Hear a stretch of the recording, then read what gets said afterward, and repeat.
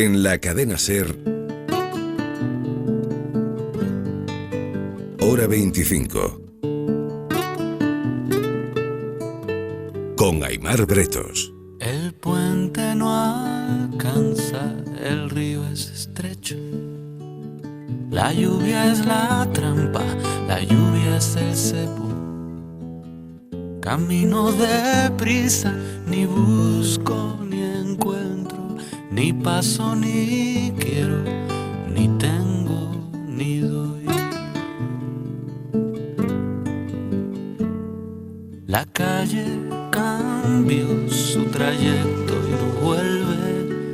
Las normas distintas son días sin verte. Perdí la señal, los horarios, los trenes, nostalgia es el verbo que piensa en tu olor y te echo de menos, de menos, de menos. Espacio vacío de mi corazón. Alberto Gómez, buenas noches. ¿Qué tal? Buenas noches, Aimar. Bienvenido a Hora 25. Muchísimas gracias. Alberto es periodista y muchos oyentes lo conocerán, le pondrán cara seguro de 1000 conexiones a través de la tele desde Barcelona. Pero esta noche está aquí por un libro que acaba de publicar, se titula Contra el silencio, libros.com, en el que cuenta cómo a él le cambió la vida para siempre el 31 de marzo de 1997, el día que su hermano se suicidó. Alberto, ¿cuántos años estuviste sin hablar con nadie del suicidio de tu hermano? Pues veintitantos años en los que me refugié, en los que pensé que era una buena estrategia, una buena salida, el no contarlo, el decir que solo tenía 2 hermanas y el no contar lo peor que me había pasado en mi vida. ¿Cómo era tu hermano? Era un dandy. Era un dandy, tenía muchísimo carisma, también mucho ímpetu, ¿no?, a la hora de hacer las cosas, para lo bueno y para lo malo, ¿eh? Es decir, se imponía en muchas cosas. Por ejemplo, pues a la hora de decorar mi habitación, pues lo de mi habitación es un eufemismo. Era su habitación en la que vivías tú también, ¿no? Totalmente, Vale. totalmente. Tenía un pequeño rinconcito en el que ahí podía poner un par de pósters y el resto los ponía él solo. Porque él era el mayor de 4. Sí. Él tenía 7 años más que yo.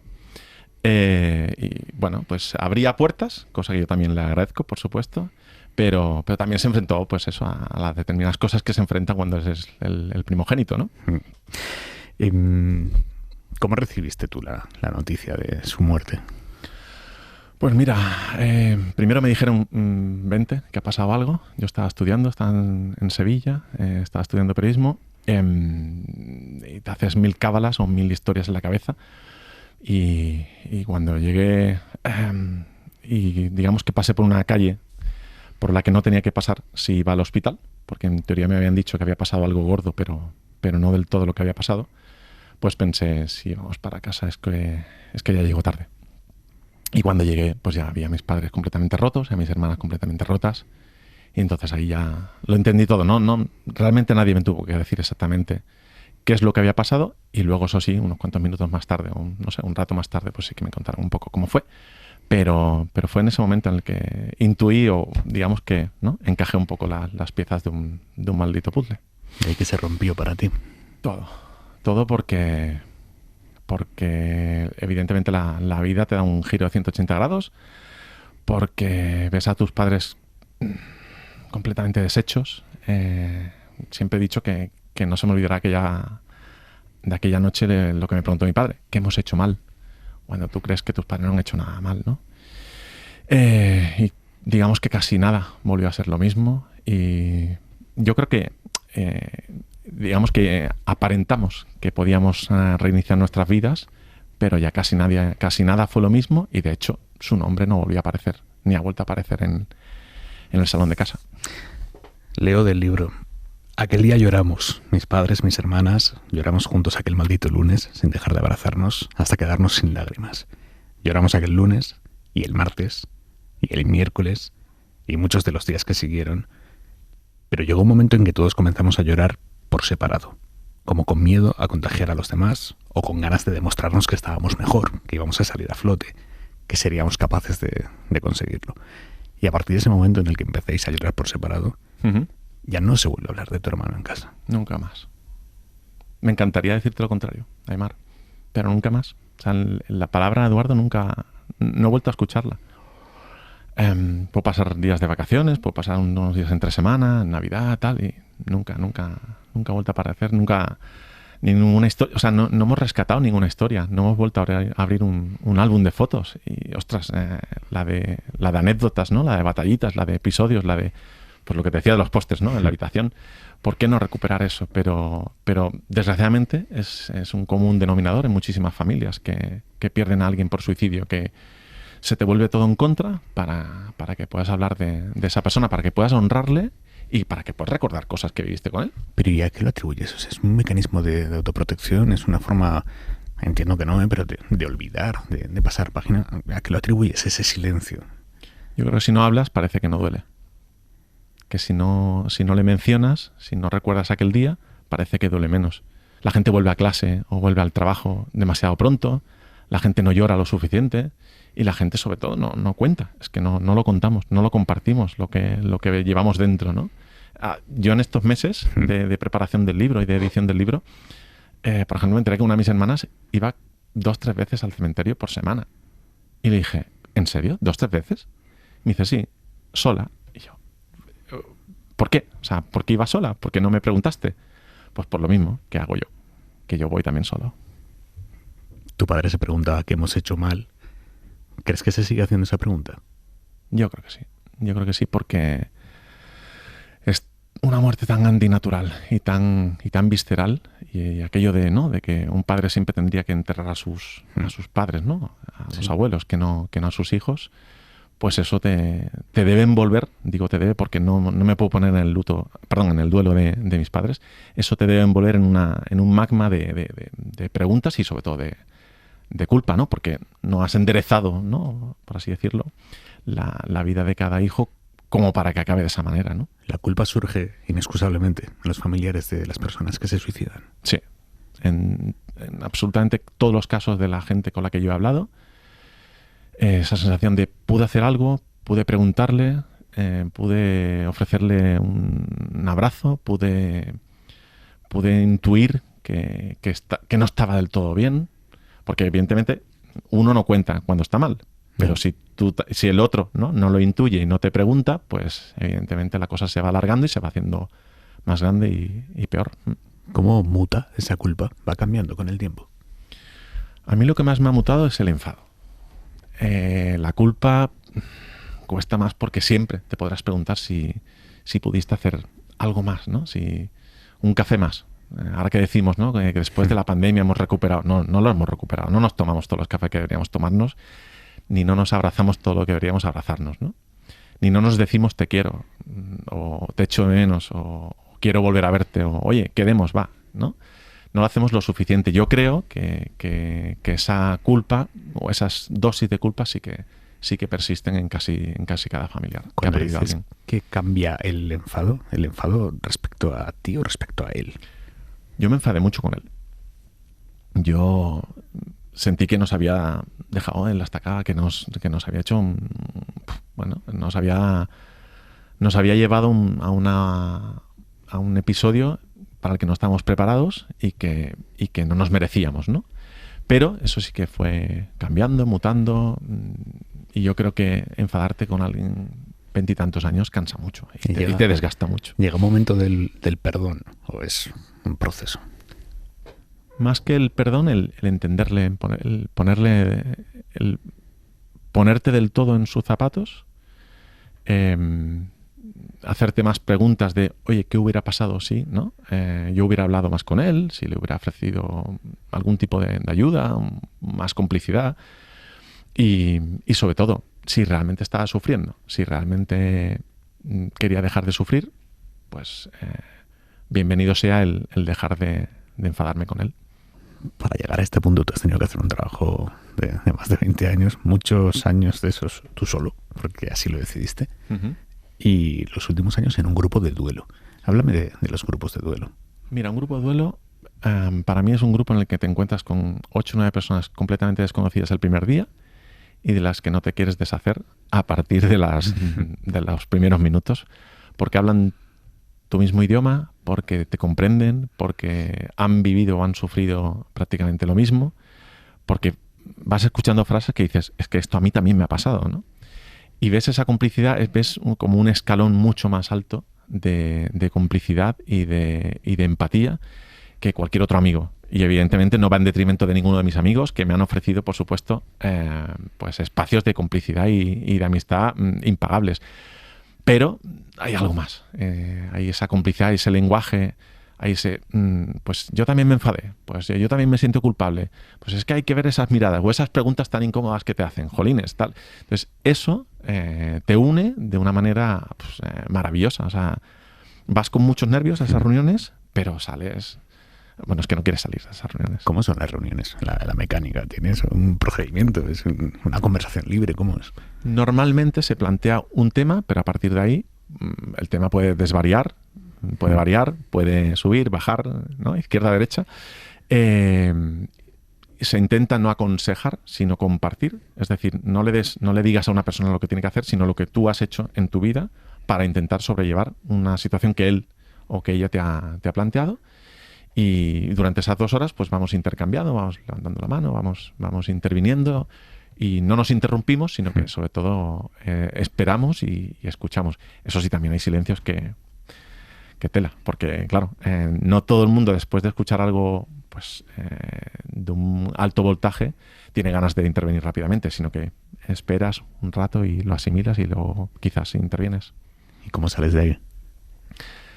Sales diciendo que qué pena que haya 8 o 9 personas que hayan pasado por lo mismo que tú y qué bonito haberlas conocido, porque te regalan 2 horas de complicidad y sobre todo de hacerte sentir que no estás del todo solo, que si puedes y si lo necesitas puedes, no sé, encontrar un huequecito para que esa persona pues te ayude, que te comprenda, le dejas un audio o quedas o te tomas una cerveza y sobre todo eso. El sentir que echan tanto de menos a esos familiares como tú al tuyo. ¿Sentís estigma? Un estigma del mundo exterior, digamos, de quienes tenemos la suerte de no haber tenido un caso de suicidio en nuestro entorno. Da un poco vergüenza contarlo. Da vergüenza decir, mi hermano murió por suicidio. Da vergüenza porque lo que te decía antes, ¿no? Es una muerte tan visceral y tan antinatural. Entre comillas, lo normal no es morirse, ¿no? Por suicidio. Pero tú dices, bueno, ¿y una muerte por accidente de tráfico? Pues no es lo mismo, porque si la furgoneta se saltó un semáforo en rojo, ahí ya tienes una gran explicación, y digo lo de gran entre comillas, por supuesto, como para no hacerte determinadas preguntas. Pero claro, es que hay gente que te pregunta si no lo viste venir. Es que hay gente que te dice, oye, no hiciste... Es que hay gente que te incomoda y te hace sentir, pues eso, vergüenza, y dices, pues la próxima no lo cuento. Y al día siguiente tampoco lo cuentas. Y al día siguiente tampoco. Te envuelves o te dejas envolver por ese estigma, sí, de esto no es... Esto como que no es muy normal. Piensa también que hace X años ni se enterraban en los propios cementerios. Y cuando lo cuentas hay una pregunta que es terrorífica, que tú temes que te la hagan, que es ¿cómo fue? Sí, porque... Desgraciadamente el ser humano tiene unas pequeñas dosis, ¿no? de morbo, de decir, oye, pero ¿cómo lo hizo? Y sabes, Aimar, ni suma ni resta, pena ni dolor. Porque si lo hizo de una manera o de otra, pues el resultado es el mismo. Yo le echo de menos, yo maldigo aquel 31 de marzo cada vez que aparece esa primavera. Lo hiciese como lo hiciese. ¿Cómo se gestionan los aniversarios? Deseando desde el primer minuto que pase, en que sea 1 de abril. Unos cuantos días antes ya se te revuelve todo, unos cuantos días antes ya tienes el estómago ahí que te está diciendo ya se acerca la fecha, y desde por la mañana no sabes qué hacer, Aimar. No sabes si llamar a tus padres o no llamarles, si llamar a tus hermanas no llamarlas, si escribirles o no escribirles, si que pase rápido, si ir o no ir al cementerio, si sacar ese día o no una foto. Es muy complejo. Y es que además no lo compartes con nadie ese día de aniversario porque a nadie o a casi nadie se lo has contado que tuviste un hermano. Eso sí, este último 31 de marzo, y supongo que ya también pues ahí, ¿no? en esta fase del libro, pues nos escribimos bastante, mis hermanas y yo. Pero a mis padres no me atreví a preguntarles, ni a escribirles, nada, absolutamente nada. Pero con mis hermanas hubo ahí una buena conversación en nuestro grupito de los 3. ¿Qué te han dicho tus hermanas de que hayas escrito un libro sobre lo más fuerte y doloroso que os ha pasado como familia nunca y al mismo tiempo de aquello de lo que como familia no habéis vuelto a hablar nunca? Pues es muy curioso que me digan que soy muy valiente cuando no lo somos para hablarlo, por ejemplo los 3 o con mis padres. Mis hermanas están muy, muy contentas, una se la ha leído 2 veces, pero cuando nos vemos no surge, es como quedarte en blanco. Pero están contentas, creen que he dado un paso, un gran paso, que también es parte evidentemente de esos grupos de grupo de duelo que te comentaba, y también creen que le he puesto palabras a lo que ellas han sufrido. Y por eso no me han dicho que está mal el libro, por eso me han dicho que siga contando, pues que lo he escrito y que he tratado de la mejor manera posible y con todo el corazón y el alma del mundo ponerle palabras a lo que ellas llevan sufriendo 20 y tantos años y a lo que yo, pues eso también pues echo de menos, porque ojalá estuviera aquí. ¿Con qué objeto suyo te quedaste? Con un boli, con un bolígrafo Parker que uso bastante, que cuido, que mimo. Tengo alguna que otra cosa, pero es lo que más aprecio y bueno, como me ha tocado firmar libros, pues en alguna ocasión los firmo con ese bolígrafo. Tenía que quedarme con algo, evidentemente, aparte de los recuerdos, porque somos humanos y algo material siempre te quedas, ¿no? Llevas una foto en la cartera, ¿no? de tal persona, pues ese boli cuando lo llevo en el bolsillo, pues me gusta y lo toqueteo. Si llevo otro boli me da igual que se pierda, pero ese no. Ese no. ¿Cómo estás ahora después de haber escrito el libro y en este momento haberlo publicado, haber soltado? ¿Tú cómo estás? Yo estoy satisfecho. Yo creo que la gente del grupo que por supuesto aparece en ese libro leyó el libro antes de que saliera a la luz y decían que había escrito sobre el dolor, sobre la pena, sobre el enfado, sobre el silencio, sobre la mentira. Que es que mentimos sobre cómo mueren. Es que eso me ha llamado mucho la atención. Es que hay muchos familiares de personas que se suicidan a las que se les miente o se les maquilla la realidad para teóricamente no hacerles daño. ¿A ti qué te sugiere el hecho de que a mucha gente se le mienta sobre la muerte de un ser querido? Pues mira, remitiéndome a una de las personas que aparece en el libro, es tratar de dulcificar una muerte, cuando en teoría una muerte no se puede dulcificar de ninguna de las maneras. Y esa persona que decidió junto a sus hermanos mentirle a su madre, a contar una versión diferente, también me dijo, y cada día me arrepiento. Cada día me arrepiento de mentirle o de haberle mentido a mi madre y haberle contado una versión diferente de lo que pasó con su hermana en este caso, ¿no? Es un intento vano, evidentemente, de dulcificar, de que parezca que así va a doler menos. Y no duele menos.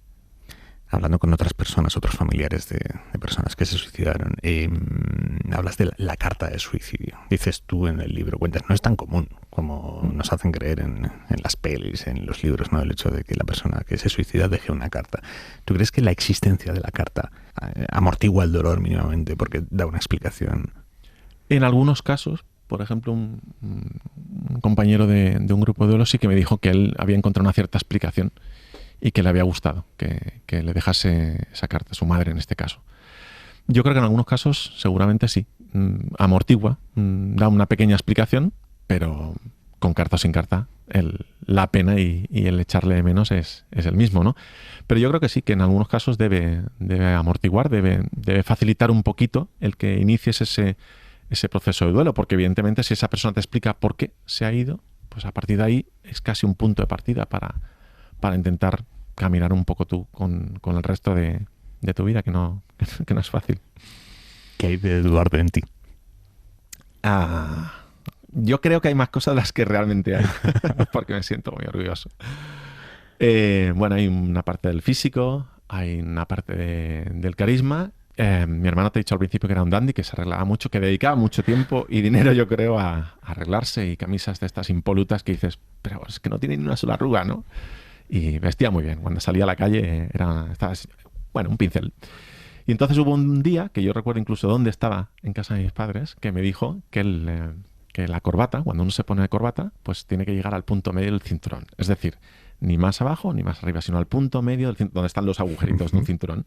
Entonces yo le miré con cara de, este tío se ha vuelto loco. O sea, ¿qué me está contando? En serio, me está diciendo que mida hasta dónde tiene que colgar la corbata. Yo llevo X años que de vez en cuando, ¿no?, la ocasión merece vestir corbata y, por supuesto, exijo que mi corbata llegue hasta el punto medio del cinturón. Y cuando veo una corbata que no llega a ese punto, digo, ay, Dios mío, si mi hermano te viese. Y es 100% real, Aimar, te lo prometo. Contra el silencio. Alberto Gómez. Alberto, muchísimas gracias. Buenas noches. Buenas noches y gracias a vosotros por este espacio y sobre todo por tratar de visibilizarlo y de romper un poquito ese silencio que no ayuda nada. Como me gustaría contarte que el canto ya se acabó, que me acuerdo cada martes cuando comíamos los dos de tu forrito polar, de tu sonrisa tan triste que me decías, hermano, los buenos son los Rodríguez. Como me gustaría contarte, ya no vivimos en la calle Luna, que están muy bien nuestros padres, pero nos falta ratón. Como me gustaría contarte y que me quitaras de encima, huidiza de mis caricias, que te perdiste un montón. ¿Dónde habré guardado los besos esos que te quise dar? ¿Qué habré hecho con las veces que te quise abrazar? ¿Quién esconde tus silencios y mis ganas de llorar? Te espero siempre en la escalera donde me solías gritar. Hora 25. Con Aimar Bretos.